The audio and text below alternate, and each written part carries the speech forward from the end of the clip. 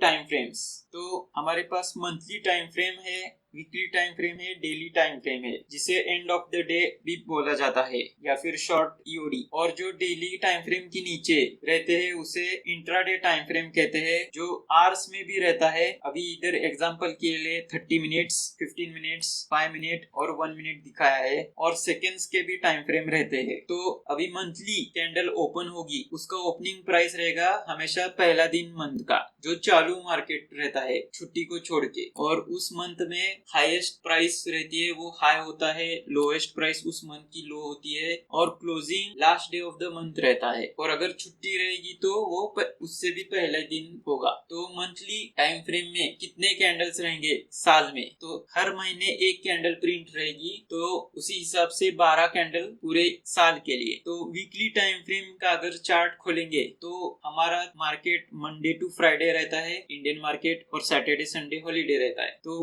Week का opening price Monday को रहेगा, अगर छुट्टी रहेगी तो अगले दिन ट्यूसडे, जो भी हफ्ते का पहला दिन रहता है वो वीक का ओपनिंग प्राइस सुबह की, उस वीक का हाईएस्ट प्राइस, उस वीक का लोएस्ट प्राइस लो के लिए, और क्लोजिंग रहेगा फ्राइडे को। अगर फ्राइडे को छुट्टी तो उससे भी पहले दिन थर्सडे को क्लोजिंग आएगी उस हफ्ते की। तो इस तरह से वीकली कैंडल्स पूरे साल में 52 रहती है। अभी डेली कैंडल जैसे आपने पिछले एग्जांपल में देखा, ओपनिंग प्राइस सुबह की, हाईएस्ट प्राइस उस दिन में ट्रेड किया था, लोएस्ट प्राइस उस दिन का, और क्लोजिंग शाम की क्लोजिंग की प्राइस। तो साल में हर एक कैंडल ऐसे करके 252 कैंडल्स प्लस और माइनस हो सकता है छुट्टियों को छोड़ के, 252 कैंडल्स पूरे साल में। वैसे ही अगर 30 मिनट्स की कैंडल लेंगे तो अगर मार्केट 9:15 चालू रहेगा तो वो उसकी ओपनिंग प्राइस, हाईएस्ट प्राइस उस 30 मिनट्स की, लोएस्ट प्राइस उस 30 मिनट में, और अगर 9:15 को चालू हुआ था तो 30 मिनट में वो कैंडल खत्म होगी 9:45 को, तो क्लोजिंग प्राइस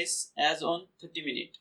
और ऐसे 13 कैंडल्स रहेंगे पूरे दिन मार्केट के खत्म होने तक। वैसे ही 15 मिनट की पहली कैंडल, हाईएस्ट उस 15 मिनट का, लोएस्ट उस 15 मिनट का, और क्लोजिंग 15 मिनट के बाद। मतलब अगर 9:15 को पहली कैंडल हो गई तो वो क्लोज होगी 9:30 को, 9:30 को दूसरी कैंडल, फिर 9:45 को क्लोज हो गई वो, और 9:45 को नेक्स्ट कैंडल शुरू होगी। ऐसे करते करते पूरे दिन में 25 कैंडल्स होगी। वैसे ही 5 मिनट को भी वैसे ही हाई लो क्लोज, और अगर 5 मिनट पूरे दिन में देखा जाएगा तो 75 कैंडल्स रहेगी एक दिन के लिए। और 1 मिनट के लिए भी पहली कैंडल का हाई, 1 मिनट की लो कैंडल का लो, और क्लोजिंग उस मिनट का। तो ऐसे पूरे दिन में 375 कैंडल्स होगी। तो अभी इस पूरे चार्ट में आपने देखा होगा, हाईएस्ट टाइम फ्रेम हमेशा मंथली से लेके नीचे तक, सेकेंड्स तक, जो इस चार्ट पे नहीं है। आपने तो देखा होगा कि कैंडल्स जैसे जैसे लोअर पे जाएंगे वैसे वैसे कैंडल्स ज्यादा बढ़ेंगे, बराबर। तो टाइम फ्रेम्स, आप किस प्रकार के ट्रेडर हो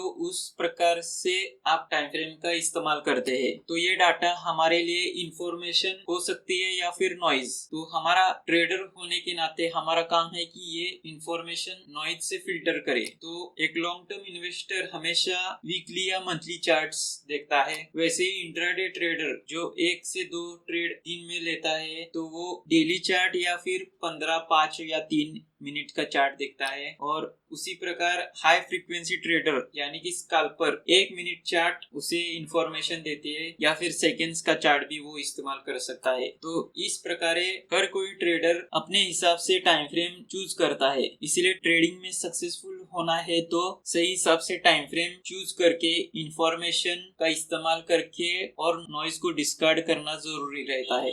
तो अभी चलिए देखते हैं ट्रेडिंग चार्ट प्लेटफॉर्म। अगर ये वीडियो पसंद आया तो लाइक कीजिए, और कमेंट में बताइए क्या पसंद आया, या फिर और कौन से ट्रेडिंग के वीडियोस आगे आप देखना पसंद करेंगे। और वायस ट्रेडिंग कोच को सब्सक्राइब कीजिए और नोटिफिकेशन बेल को टर्न ऑन कीजिए, ताकि हमारे अगले वीडियोस के बारे में आप नोटिफाई हो।